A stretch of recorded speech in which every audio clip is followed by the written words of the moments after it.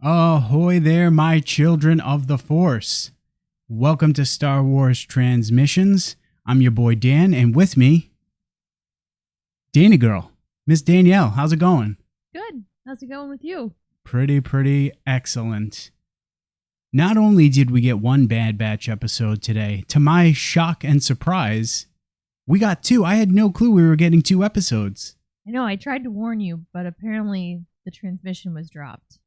Yeah, because I had no clue. So we're going to be breaking down episodes 7 and 8 of the Bad Batch. So this is your friendly neighborhood spoiler warning. If you have not watched episode 7 and 8 of the Bad Batch, get those booty cheeks out of here, go watch them, come back, and then listen to Danny Girl and I break down all of the awesomeness from episode 7 and episode 8. Because these two episodes were really fun, really great episodes. They were really great episodes. Really entertaining, really in-depth. There was shock and awe and conspiracy, shall I say. I mean, that was part of the title of one of the episodes. Yeah. So let's, before we give our breakdown for both episodes, let's dive into a quick recap of what happens in episode 7 and episode 8, and then we're going to dive into some of mine and Danielle's takeaways from the episode. So we return to Coruscant, where we learn a new clone named Cade wants to expose Admiral Rampart for ordering the destruction of Kamino. Cade informs his homeboy Slip that he's given Rampart an ultimatum. Either Rampart is going to have to come clean with what he's done to Kamino, or Slip is going to expose his ass. An assassin soon kills Cade. Slip barely makes it out alive and is able to escape. We then come to the Imperial Senate, where Rampart is trying to push his defense recruitment bill, but our homegirl, Senator Rio Chuchi, I didn't know that was her first name. Glad to see she's back. Wants none of what Rampart's selling and delays the vote on the bill. Chuchi then meets up with clones, learns from Slip what Rampart did. She then speaks to our homeboy Bail Organa, who explains how convenient it is that there's uprisings happening across the galaxy right after Kamino was destroyed. How convenient. Chuchi then finds Slip, who we learn is waiting for Rex. But the assassin arrives, kills Slip and Chuchi's guards, but Rex arrives and stuns him. And then we learn the assassin is a clone himself. But right as we learn that, our boy zeros himself with this electrocution device he had in his mouth. Rex then calls in the Bad Batch to sneak aboard Rampart's Venator to obtain footage on a backup data drive that Slip created, which shows Rampart's destruction of Kamino. Before the Bad Batch do this, though, Omega stays with Chuchi, and they continue to obtain more and more incriminating info against Rampart. The following day, Rampart goes to push a vote for the defense recruitment bill, but Chuchi stalls and brings up Senator Hale Bertoni from Kamino, and we learn that Rampart was diverting funds from Kamino into something not entirely clear, and now it looks like Rampart had the destruction of Kamino planned for quite some time. Then the Bad Batch give Chuchi the footage of Kamino's destruction, which is shown to the Senate before our boy Sidious arrives. Hot damn. Sidious then has Rampart arrested and uses the info as a way to cast doubt on the use of clones, ultimately getting the defense recruitment bill passed. And as the episode concludes, we learn that Echo is going to leave the Bad Batch and go with Rex. As I mentioned, this episode was excellent, and man, oh man, seeing Sidious appear in the episode was just absolutely great, and was not expecting him, but hot damn, that was a moment that was super exciting to see. It was very scary. Like, I feel like when he came up out of the ground with Masamita, man, that was pretty terrifying. Yeah, as soon as you hear that music, you knew that, okay, here comes our boy Darth Sidious. But damn, dude, even still, that moment was just so awesome and really, really great to see. I mean, anytime we can get a little, I guess it's not really Palpy action anymore, but anytime we can get a little Sidious action, it's pretty great.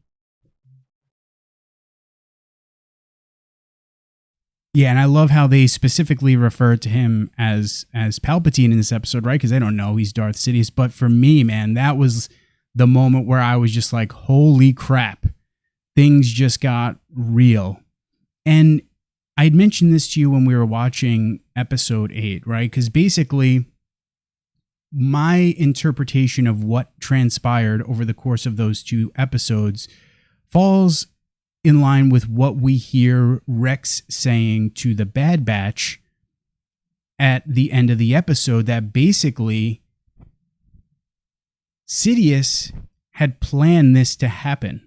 So my thought is, although it's not explicitly stated, my thought is that Sidious had foreseen what was going to transpire and knew this outcome, which is why he was there in the Senate building to speak, because he had seen what was going to happen. And I wonder if that's why we see Masamita during those 2 episodes pressing Rampart so hard, telling him, hey, you need to get this done, because Sidious had foreseen what was going to happen, and maybe they understood that, hey, Rampart's going to mess up. I could use that as a way to push this defense recruitment bill so that we can have our Imperial stormtroopers be conscripted, because obviously Rampart wasn't getting the job done.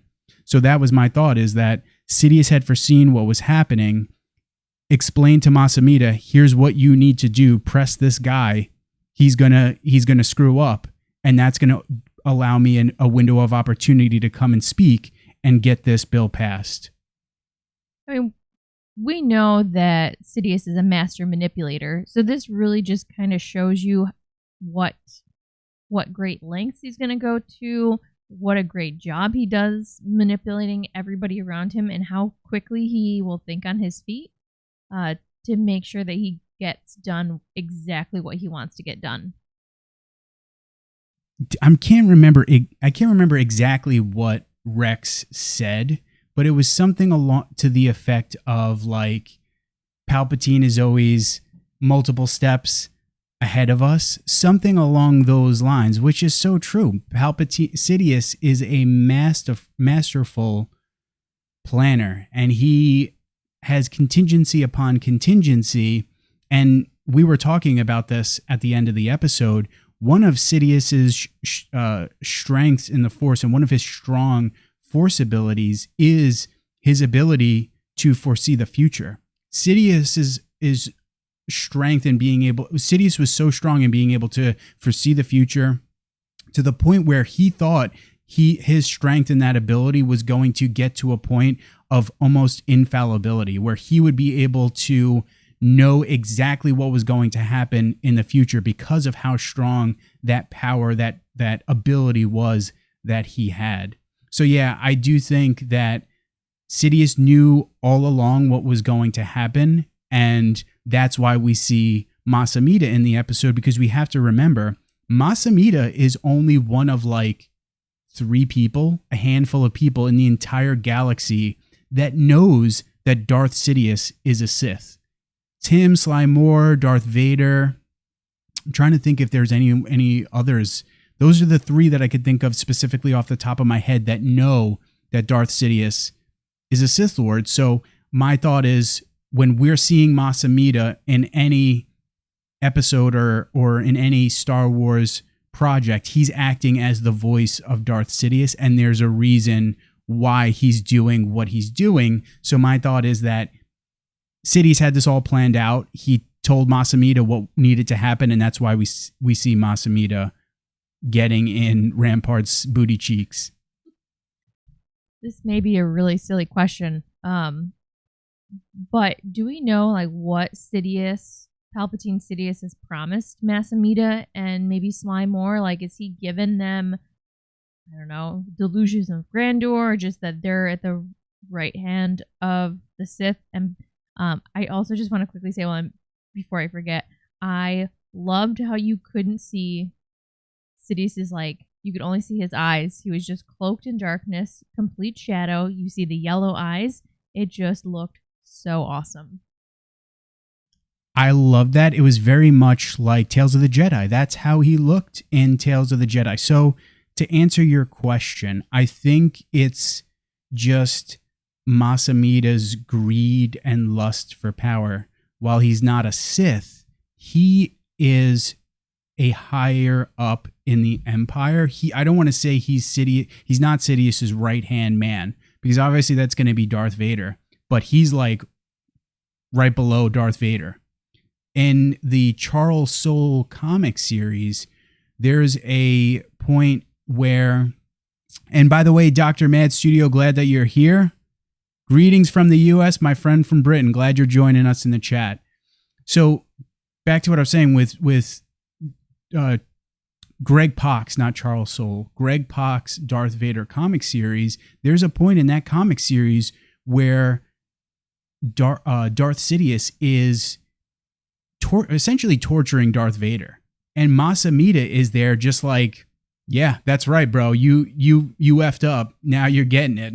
And he's right there, like basically taunting Darth Vader as Sidious is like using Force lightning and electrocuting Darth Vader and crushing his limbs. So I think the reason why, Masamita's impetus and his willingness to go along with everything is just as in line with why the Sith do everything. A lust and hunger and greed for power and for wanting to be important and probably wanting to have wealth and all that comes along with being a higher up within the Imperial machine. That would be my thought as to why he's doing what he's doing.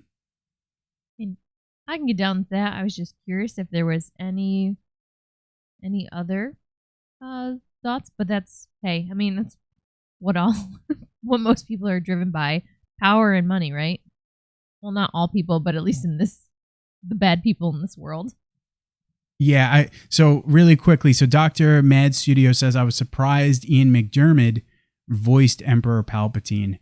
I was so glad that our boy Ian McDiarmid was voicing Sidious. I don't know what they're going to do.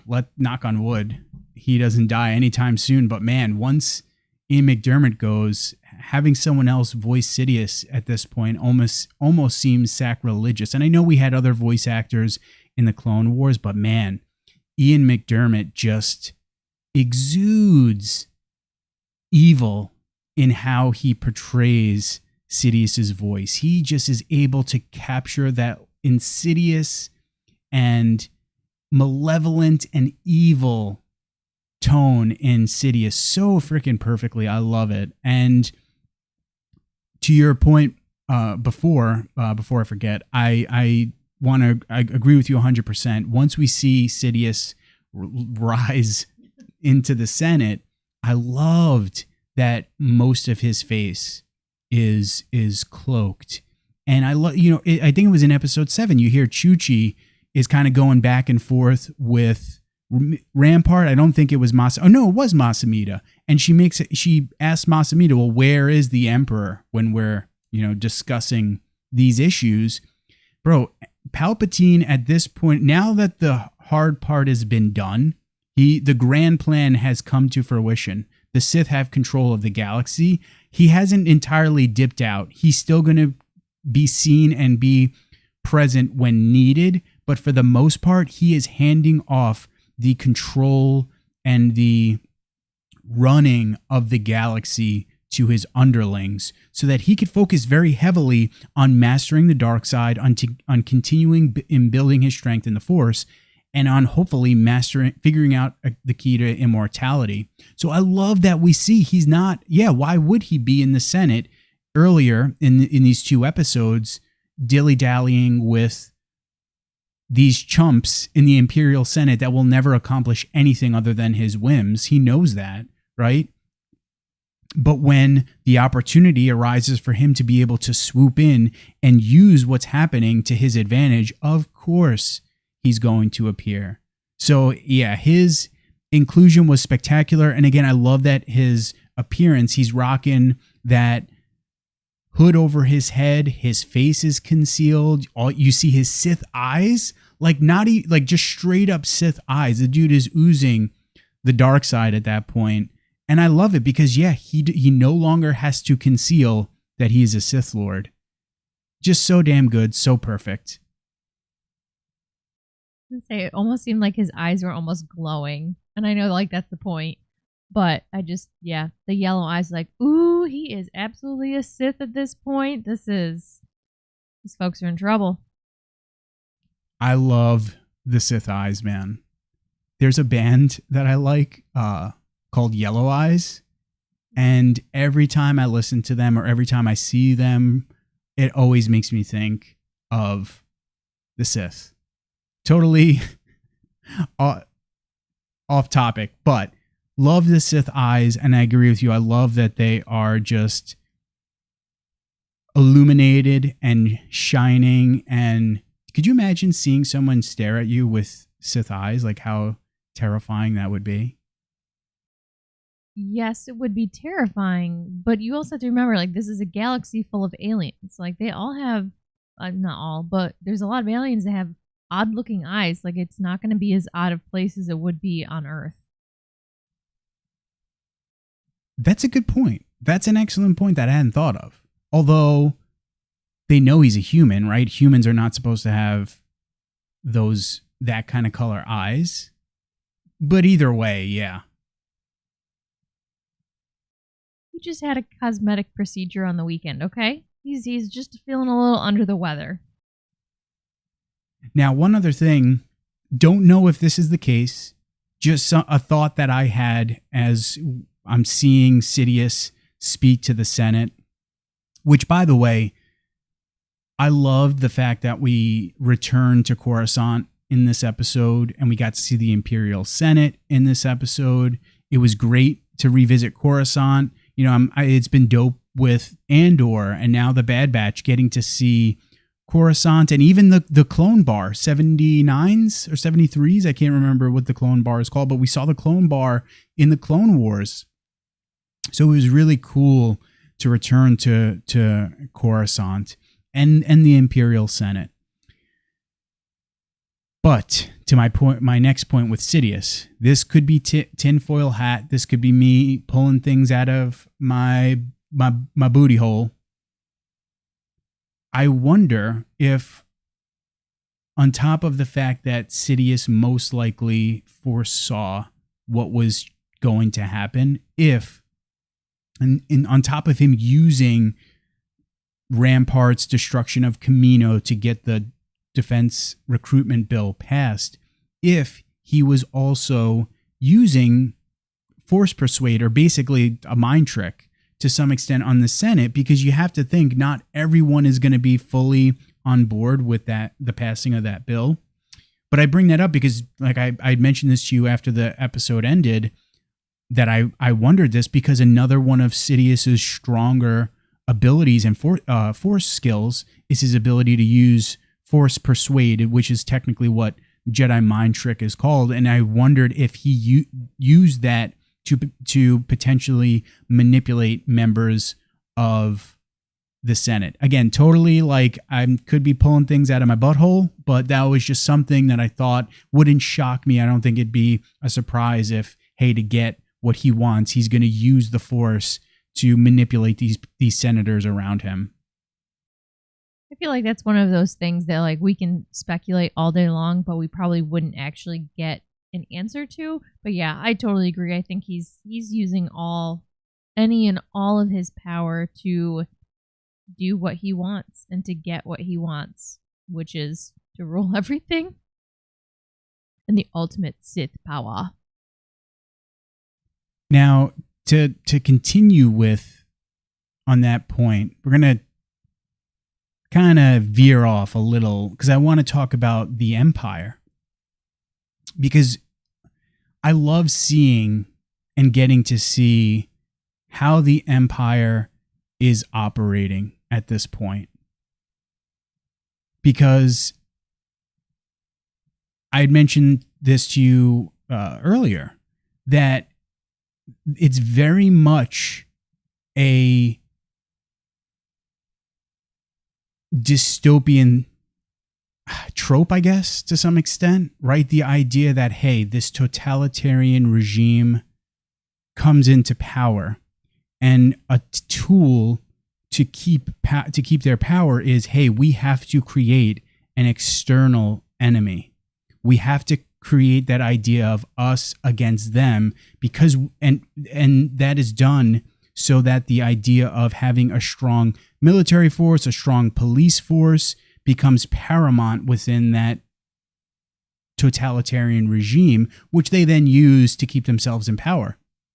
And we see that multiple times throughout the both episodes. We hear Bail Organa telling Senator Chuchi, right? Hey, how convenient is it that right as Kamino's being destroyed, all of a sudden there's all these uprisings happening throughout the galaxy.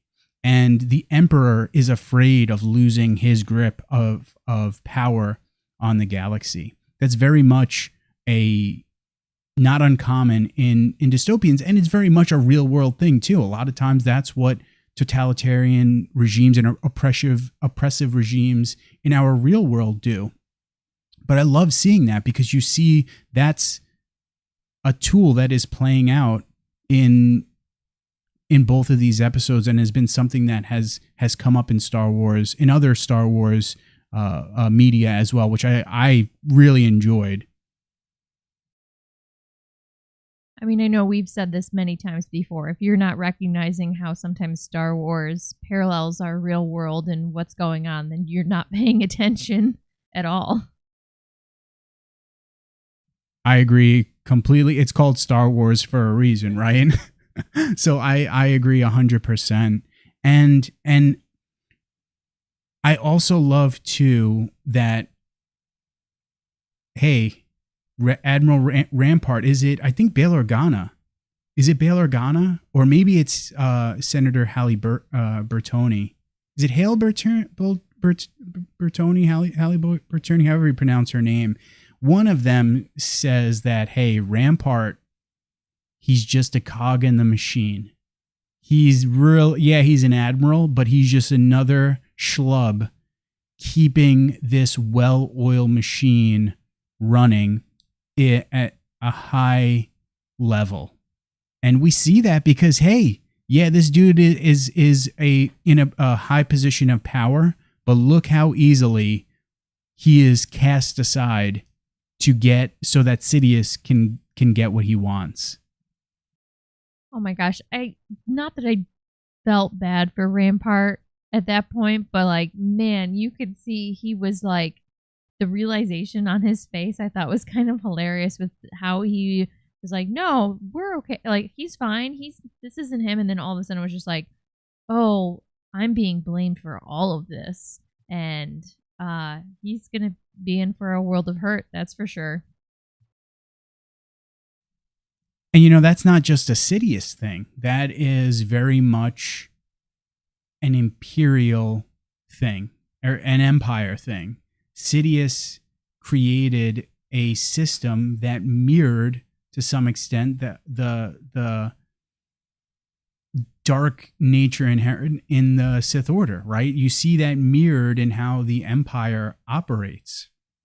And we've seen that so many times in Andor, in the Bad Batch now, where the Empire are people within the Empire, the Inquisitorius, are undermining each other and underhanding each other so that they could get what they want and get the glory and get the praise that comes along with being successful and the opportunities that come along with being successful, and screw that other person. I don't give a crap if they wind up getting thrown in jail for treason or whatever might happen to them, because hey, I want to get what I feel I'm owed or what I feel I deserve. And that, again, that's very much a planned thing. That's very much how Sidious wanted the Empire to operate. But yeah, to your point, like once Rampart realizes like, oh shit, I'm in trouble, I'm screwed, like damn, I put all my eggs in the wrong basket. I know, and I'm pretty sure he had mentioned earlier in the episode about like how I think he told Mas Amida how he had like other stipulations in place. So to kind of see whether Mas totally figured that out or not, I just think it's kind of funny. It was like, oh well, even though he had these grand plans of like backing himself up, it really didn't make any difference when Sidious got involved at all. Not at all. Once Sidious showed up, his ass was grass. He was done for. And I like that. I like the realization that, hey, we're going to cast this guy aside to further Sidious's plan. And I wonder, like, is Rampart going to be executed? Right? Because you just made him the scapegoat, so to speak, of the Kaminoan destruction, and you use that as the impetus to be able to get that defense recruitment bill passed.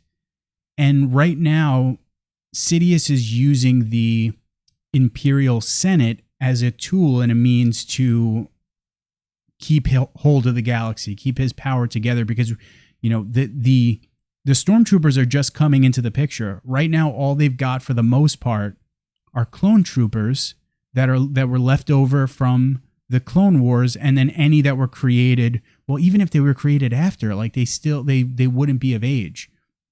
So they're basically clones left from the Clone Wars, right?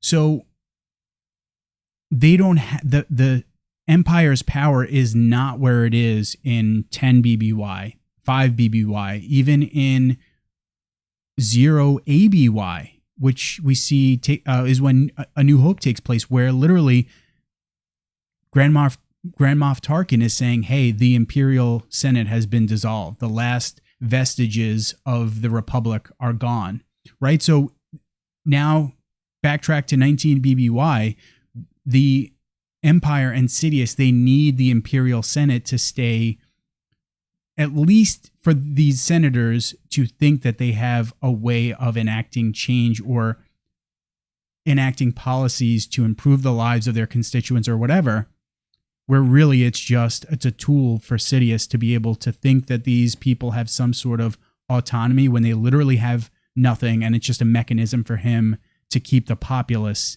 in check.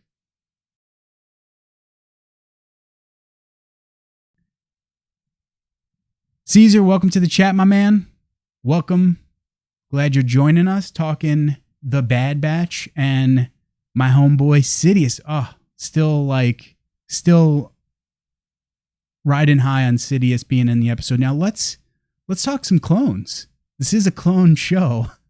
There were some great clone moments. Let's first talk about my homeboy, Captain Rex, which I wasn't expecting Captain Rex to appear. I know we knew he was going to appear this season, but still I wasn't expecting Rex to appear. I thought that maybe the clone that Slip was saying, hey, I got a clone that's going to take me out, is going to get me into hiding, I thought it was going to be Commander Cody. I did not think it was going to be Rex. I feel like at this point it makes more sense for Rex, just because Rex has been out there in the world a little bit longer than Cody has. So he's going to have maybe some more stability, some more ways for people to contact him, or to have that network already built, where Cody's not going to have that quite yet. I do want to also say it always cracks me up when we see Rex when he's like trying to do this undercover stuff, And my man's got like a shaved head that's dyed bleach blonde. Like, I love it. He's got some style, but it cracks me up every time. Like, man is not inconspicuous in any way, shape, or form. Not at all. I love as soon as you see like the silhouette of him walking towards Chuchi, I was like, okay, that's clearly not the assassin. That's going to be, my thought was Cody again. And then I see as soon as he pulls up, I'm like, oh, it's Rex. Like before he even gets the hood fully up, I'm like, oh, it's Rex, because he just has that look. And yes, he is not conspicuous. He does not try to hide his appearance, even though he's a clone, he's very clearly a different looking clone. And I think you're right. It makes, now that I think about it, you're 100% right. I should have realized that, yeah, Rex makes way more sense than Cody, because Cody just got out. Cody just went AWOL. Could have been just a couple of weeks from when episode 3 aired, from where we're getting the story in episode 7 and 8. Maybe a month, right? We don't know exactly how much time has passed, but it's definitely not going to be a lot. So it makes more sense that Rex has been out and about in the galaxy for some time. He's got contacts like Trace and, oh, what's the sister's name? Do we remember her name? No. Trace and something. I'm drawing a blank on her name. But yeah, we go to their garage. That's the friend's garage that we go to in episode 7. And then that's where we begin in episode 8 in Trace and her sister, and I'm drawing a blank, but the Martez sisters, that's their garage. And I can't remember the exact level. Was it 13? I think it was 1313 in the Coruscant Underworld. I think you're right. Yeah, and it's killing me. I can't remember the. Oh my god, it'll just like it always is. I'll like remember it as soon as we're done streaming. So I agree with you. Rex makes more sense. You were right. I was wrong. You're attractive. I'm not that good looking. So yeah, Rex makes more sense. And I like the idea that Rex is going around the galaxy. And we saw this in season 1.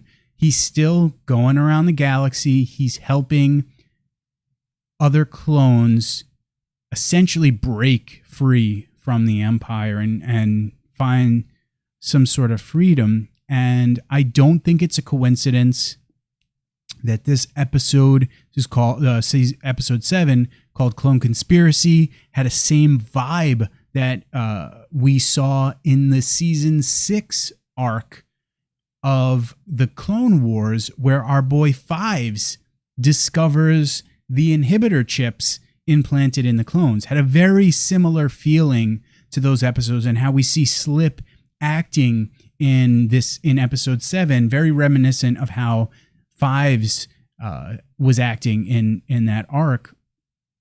And I like the idea that Rex is going around the galaxy. He's trying to help as many clones as he can. And you've heard me say this before, dude. I literally, as soon as I saw the name of the episode, I'm like, dude, they're building towards a dang clone rebellion. I don't know. Maybe Dave Filoni and company want to go away from that, since that was something that appeared in Legends. Maybe that is like the obvious thing. But to me, I'm like, dude, they're building towards that damn clone rebellion. That's what I think. I totally agree with you. I feel like especially these 2 episodes, and you're kind of like sowing that, I don't know what the right word is, making the galaxy think that the clones aren't real people, or just making them the other, making them less than. Yeah, they're going to get sick of it. There's going to be some violence, and I think a rebellion is on its way. And we get the moments, the moment, maybe like the halfway point of episode 7, where Chuchi goes to the clone bar, and she's speaking to the clones, and one of them is basically saying, I would pension. I don't need a dang pension. I want to be out in the outer rim, in the mid rim, where we hear these senators talking about problems and pirates. I want to, and insurgencies, I should say, because that's the word, the moniker that they were throwing around for all these nefarious individuals across the galaxy not wanting to bend to the Empire's will. Right? The clone is telling Chuchi, I want to be out there fighting them. That's where, and another clone says, I was not bred to think about what comes after or what my life looks like when I'm not a soldier, when I'm not a warrior. So I do think that now the defense recruitment bill has been passed. They're going to be obsolete very soon. I don't think the Empire is going to say, right now we're going to get rid of them immediately right after this bill's been passed, because you got to conscript people. You've got to have people enlist in the military. And so you're still going to need to have soldiers, but it's the days of the clones being the only ones manning the Imperial military are coming to an end. And what's that look like for those clones? What's their purpose going to be? Just like we heard that clone say, they have not thought about that. And I think with how the clones are seeing the Empire act, we're seeing so many of them go AWOL. I think we're going to get some sort of variation of a clone rebellion, or maybe we start to see the clones be funneled into rebel cells, and maybe we start to see that the clones had a larger impact on the rebellion than we initially thought, which I think would be awesome. I think that would be so spectacular, and I think a lot of fans would like that. I almost think that would be more dope. It would be a little tough. You'd have to do some writing gymnastics. You'd be like, well, all these clones were able to help out the rebellion. How come we don't see any of them in the original trilogy and in past Star Wars stories? But hey, writers have been able to get around some of those obstacles in other Star Wars stories. I think a lot of fans would really appreciate knowing that clones had a big impact on the rebellion, because we got that in Rebels. We got that with Rex, and we got to see him take part in building up the rebellion and being a part of tearing down the Empire. So I think that'd be really cool to see. So I would absolutely love to see a clone rebellion, or really see them more a part of the rebellion than we previously thought. Because my dark brain was going towards, oh my gosh, what if it's like they had a clone genocide or something? So it would make me much happier.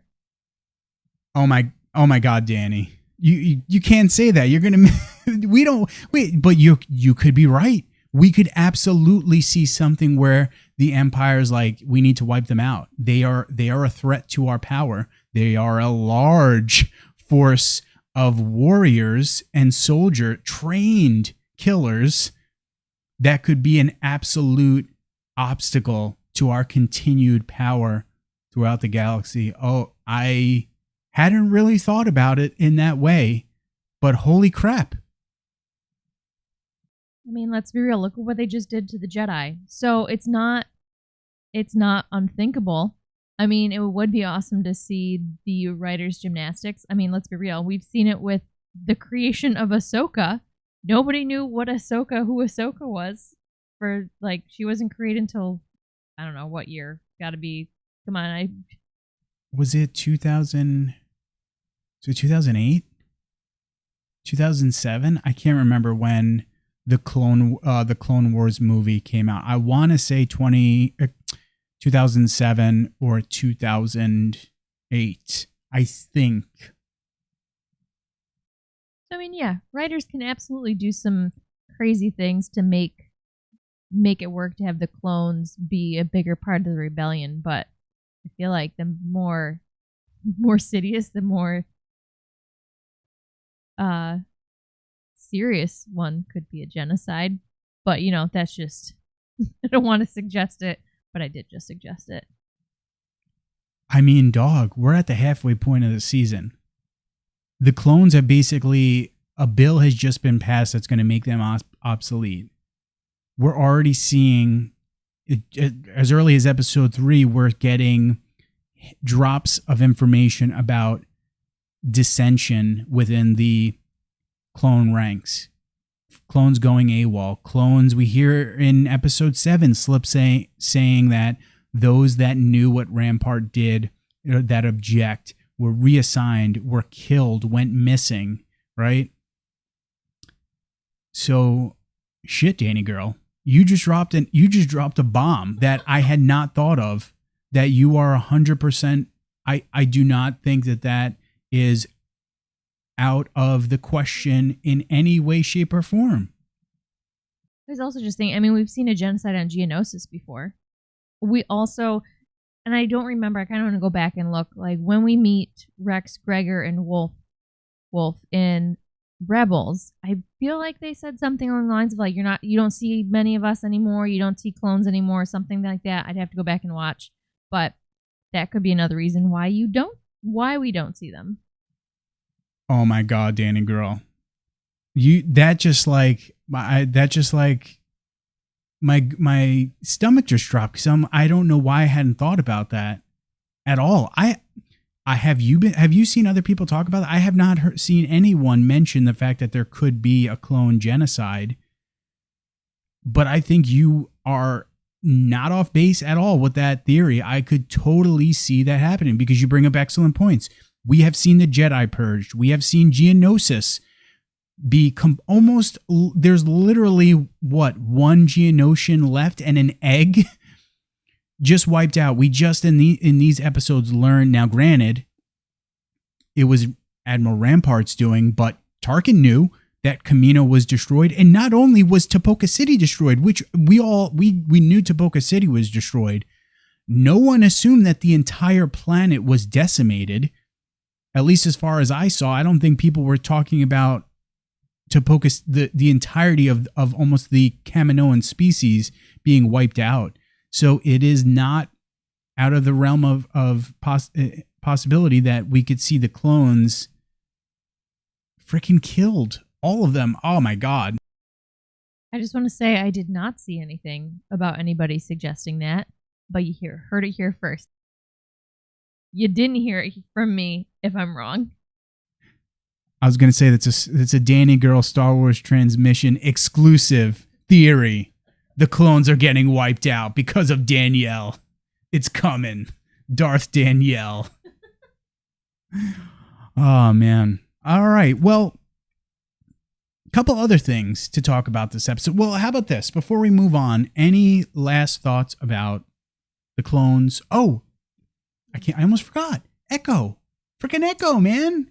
Leaving and my homegirl, Omega, being bummed. Dude, it was kind of like, I didn't cry. I didn't tear up, but it was pulling at my heartstrings that moment when we learned that Echo is leaving the Bad Batch. We don't know if he tells Omega it's not going to be permanent. He's going to rejoin them at some point, but he's got to do the work with Rex. He's got to help other clones. And so he says his goodbye to, and I love how the other clones are just like, oh, bye, Echo, see you around, bro. And Omega is devastated by it. That was definitely a sad moment. Like I said, I didn't cry. I was proud of myself for not tearing up, but it definitely pulled at my heartstrings. I know, and I was kind of wondering, like, maybe the clones, Bad Batch talked about it, like they were aware that Echo was going to leave, and he had that discussion with them, and clearly they kept Omega in the dark.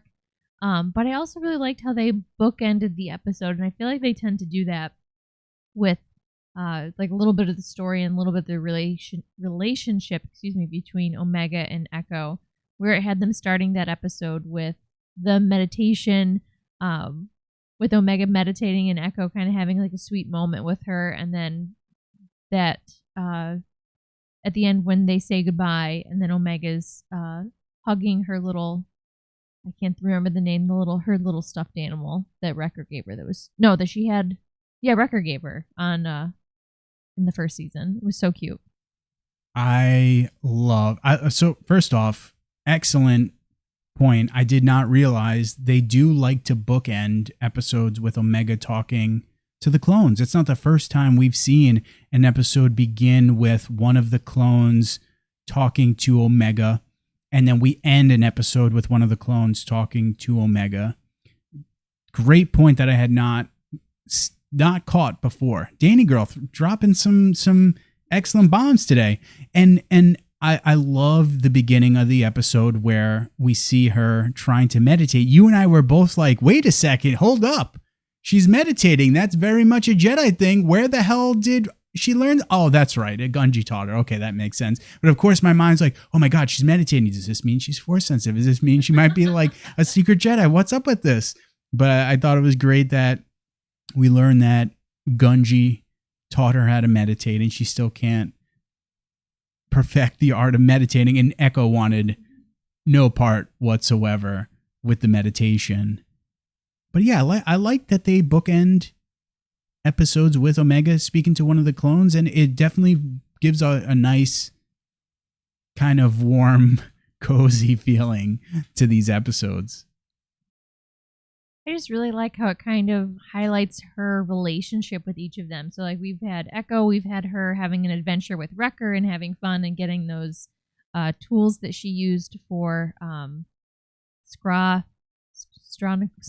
I couldn't say it when I had just heard it, and now I can't even say it even more. Scaranal? Yeah. That's it. But I think, like, there's been an episode, I believe, with Tech and her speaking too. So it's just been, I really like when they highlight her relationships with each of her big brothers. Bull Run, welcome to the chat, my man. Glad you're joining us. And we agree. These episodes were great. Bull Run says, great episode. I agree. Danielle and I both really liked the episode. So do you think we may see in future episodes Echo and Rex teaming up with Cody? Oh, I sure hope so. Yeah, I feel like that makes sense. I mean, if Rex is the guy with the network, Cody will find him at some point, I feel like. And they'll come together. The three of them will work together. One thought that I had, but then I realized it doesn't make sense, but I still think it would be kind of cool. He mentions the network. He mentions, and obviously, right, I think that's a reference to folks like Trace, Ahsoka. I don't know if is he connected to Bail? I can't remember. But part of me was like, oh, does this maybe mean we're going to get to see Ahsoka appear in the show? I mean, we just got a drop of the Martez sisters. They're basically using they're recycling designs from the Clone Wars. You could easily use an Ahsoka animation design from the Clone Wars into the Bad Batch. I don't know. It's just a thought I had that, hey, maybe we may see Ahsoka come into the fold at some point. Although at this point in time, because we have not gotten to a year past Order 66. At this point, Ahsoka's still in hiding. Is she on Raeda or is she in, is it Tethespa? I can't remember the name of the planet. She'll eventually make her way to Raeda, which is the moon that she's primarily on in the Ahsoka novel, which we kind of saw in Tales of the Jedi. But I'm wondering, it made me think that, hey, maybe we can get an Ahsoka appearance at some point. Again, I'm pulling a lot of theories out of my bunghole, but that's just a thought that I had when Rex was talking about his network. That's literally exactly what I thought. And I was multiple times that I thought that because he mentioned his network or like, oh yeah, I'm whatever, who he's working with or he has contacts. I was like, oh man, wonder if one of them is Ahsoka. But again, like you said, they probably haven't heard from each other right now. They parted ways. They don't see each other for a little bit, but I mean, I'm always down for an Ahsoka appearance. Yeah, I would really like to have an Ahsoka appearance. I think that'd be excellent. Mello, welcome to the chat, my man. Yeah, I think you're right. I think that episode, I was looking at some of the episode titles. The Crossing, that very much sounds like an episode where our homeboy Crosshair could reappear in. Mentioned this before. Danny Girls heard me say this numerous times, I'm so rooting for a Crosshair redemption. Crosshair is my guy. I really want to see Crosshair redeemed. I'm not always one for like, oh, this character needs to be redeemed, or I want to see a redemption. Crosshair is one of those instances where I want to see his redemption. So I think we may see Crosshair. You know, another character I thought of too during this episode is Wolf.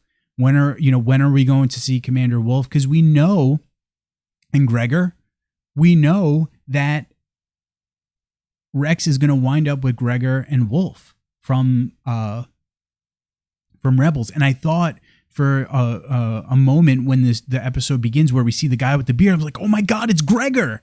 Winds up being Slip. But that was a thought that I had is, hey, when I shouldn't say when, are we going to see characters like Gregor, characters like Wolf? I think so, because those are characters that Dave Filoni wrote stories for in the Clone Wars, and Dave Filoni's got his hand in the Bad Batch, that it would make sense that we see characters like Gregor and Wolf, especially because we know that those characters are going to wind up with Rex at some point, because we see them all together in Rebels. I think it would be kind of nice to see them here as well, just because to kind of get that, maybe seeing them meet for the first time, or kind of just giving a little bit more in-depth information, or just a little background history about how they met each other and their relationship with one another over the years. Obviously, like they mentioned being brothers all the time, so it'd be really nice to kind of see them maybe like meet for the first time. I'm hoping we get to see Gregor and Wolf. But yeah, I think we are going to see some really fun stuff with clones. I also think we're going to see some really heartbreaking moments as well. I mean, we've gotten some heartbreaking moments, some sad moments already. We're only at the midway point of the season, so I think we're in for some more roller coaster rides. I really like that, you know, we talked about this with the episode 4 that centered around tech and riot racing, that people were gonna refer to that episode as filler. I think people have to remember, like, think back to the Clone Wars. There are episodes within the Clone Wars that kind of fit that filler moniker and didn't always move the central, because there really weren't central themes or stories in each season of the Clone Wars. There were, to some extent. I feel like the Bad Batch is almost a little bit better at having a central story to some extent, at least in the early going of this show. And I say that because, yeah, maybe the episode with Tech might not have been the most insane episode to watch, but midway through this season, we just got some 2 really heavy episodes that divulged a lot of information and had an excellent appearance from Sidious. Like, I thought the inclusion of Sidious and how they did it was so perfect, and I felt like this was a great way to cap off the midway point of the season, and now we can continue on throughout the remainder of the season, eventually taking us to where we're going to get by season's end. So I'm loving the show. I said this to you once we finished the episode today. Like, we both had pretty stressful days at work, and it was excellent to finish up our workday and watch the Bad Batch. I didn't think about anything other than Star Wars or the Bad Batch at all during watching we watch these episodes, and I love that. And I love that the Bad Batch does that, and it brings me into this crazy, kooky, and fun galaxy. I'm loving the Bad Batch a ton. I mean, I know I referred to those couple episodes as filler, but I mean, honestly, I feel like that's almost not even, like, that's just not even a word that we need to use for, or that we should use for it, because in all honesty, like, it's still moving the story along, even if it's just giving a little bit more information about these characters that we come to know and love. Like, I absolutely loved getting to know a little bit more about Tech's resourcefulness and how he was able to just wipe the floor with his fellow riot racers, and how adored he was at the end of that episode by everyone. Oh, absolutely loved it. So any other thoughts about the clones? what we saw from Rex, Echo, maybe even any other final thoughts about like Sidious or Omega, our homegirl Omega. Any thoughts before we get on to some last couple things to talk about? I liked how this episode, that Omega kind of got to do her own thing. They kind of trusted her to go with the senator, and she was out there not running amok, but she was out there with the senator and meeting Bail and, doing all these cool things by herself without her brothers, and showing that she could hold her own and be responsible and get that video to the Senate when needed. I'm glad you brought that up because one thing I forgot to mention earlier that I wanted to bring up was how callous Senator Bertoni was about her people almost being wiped out to the point of extinction, and her just being like, tough shit for them, bro. Like, what can I do? Yeah, it's the cost of doing business, basically. Like, not even a shred of empathy or sadness in that woman's body when they're talking about the Kaminoans being obliterated. And it's Omega is the one who's saying, hey, I might not be a Kaminoan, but that was my home too, and we should be absolutely outraged by what happened, I should say. So I'm glad you brought that up because that was something that I appreciated, and it made me think of the Republic and just the corruption within the Republic, because we saw that so many times throughout the Clone Wars, and we're seeing which makes sense. These are these senators are just, for most of the people, the Senate body are going to be the same senators from when the Republic was still around. So it makes sense that we would see someone like Senator Bertoni just being like, yeah, tough shit for them. Sucks to be them. I know I had a choice word for her that I called her when she came on screen and she started talking. Just like, I feel like she was just such a jerk. She's always just has such a Karen air, like just a rich white woman air about her. She is absolutely a Star Wars Karen. She's a Star Wars Karen, that's for sure. All right. Speaking of senators, I like the idea that we get to see Senator Pamlo, Tinra Pamlo, in this episode. She's making her first animation appearance. Senator Pamlo is a senator from the planet Taris. Taris is if you've played Knights of the Old Republic, Star Wars The Old Republic, Taris is a big part of those stories, especially Knight of the Old Republic. So it's cool to see Senator Pamlo make her her animation, her first animation appearance, because she's in Rogue One. We see Senator Pamlo basically discussing towards the latter portion of Rogue One on Yavin 4 whether to go to Scarif and to attack the Empire.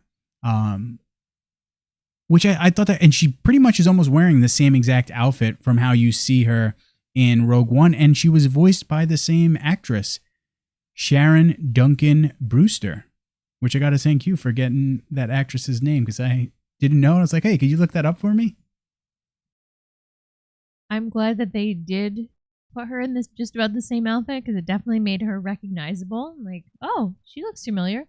Oh, okay, Rebel Alliance, or the High Rebel Alliance. Yeah, so she winds up being a part of Rebel High Command, and that's why when we see her in Rogue One, she's one of the people that gets a vote on whether or not Jyn and the rebels are going to attack the oh my god, what the hell? I know, I can't remember what that building was called. But basically whether they're going to attack Scarif or not. So I think that's great, and we're getting to see here, right, this this is why we're going to see her join the rebellion, is because she's got a first-hand seat to the dysfunction of the Imperial Senate and just how much of a farce it will be.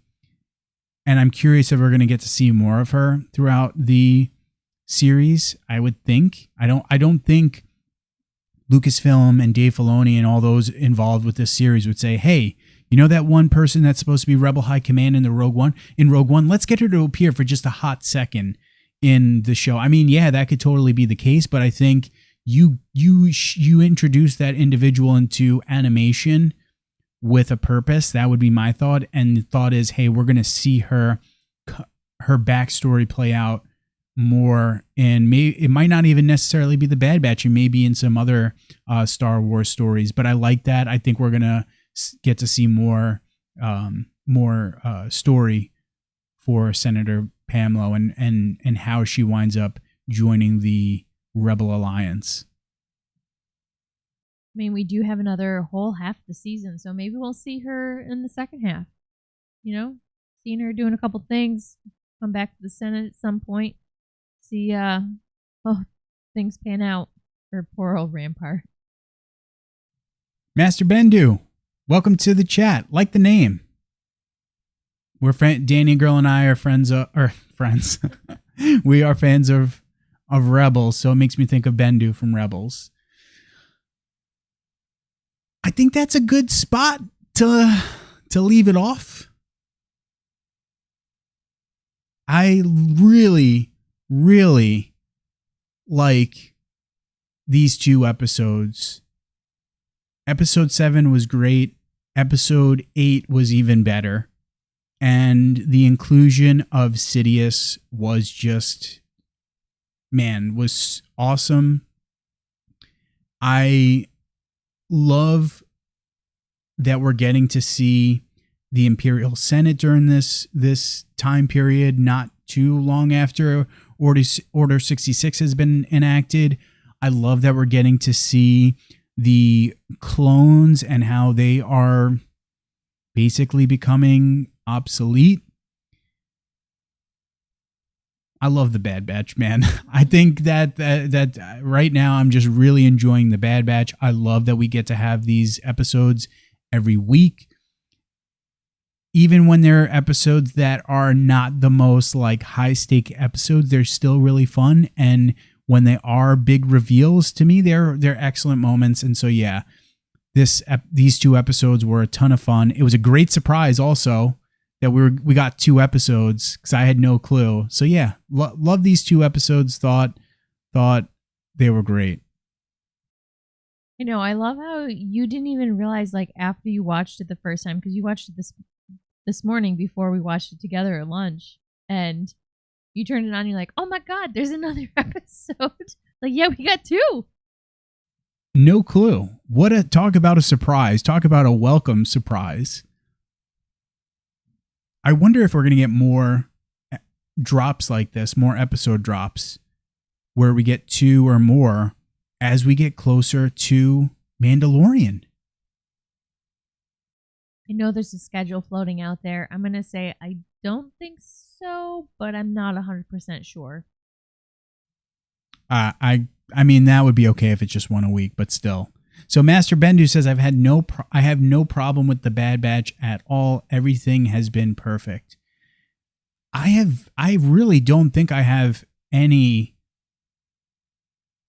negative to say about this show. I mean, is it not every single episode is high stakes viewing?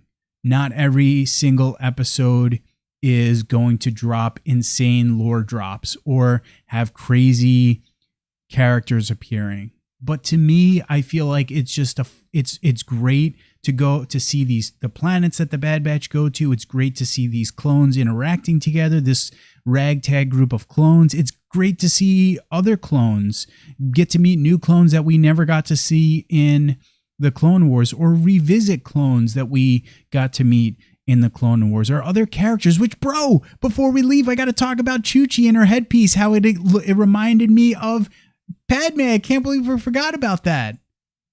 I know. Oh, Padme. R.I.P. girl. Oh my God. I literally was like, dude, that looks like a headdress that Padme would wear. I have to think that that is done purposeful, that is a distinct choice that was made by the creators of the episode and those designing how she would look for the episode, right?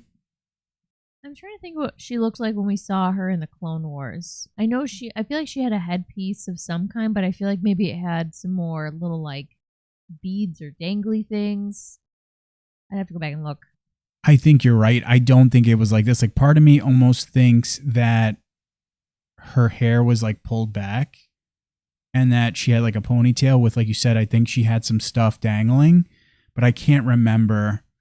But yeah, I do think that my thought is that Chuchi wears her hair in that way because we see Padme in the Clone Wars rock a similar type of headdress and hairstyle, that I wouldn't be shocked if the creators of the episode, we learn that, hey, yeah, we did this because she's paying homage to Padme and she's honoring Padme, because it's only been a couple of months at this point in the Star Wars timeline since Padme's died. Because again, we're only months away from season 1's ending, and I'm pretty sure season 1 only took place, season 1 was at max 6 months after Order 66 takes place. So we're not even a year away from Padme's death. So yeah, I wouldn't be shocked if she wears her hair that way to honor Padme. But either way, I thought it was a nice touch. I thought that was cool. And it was a moment like, oh, Padme, my homegirl, our homegirl. All right, we're getting almost to Danny Boy Halo time. It's almost that time of night. So I think that's a good place to end the discussion.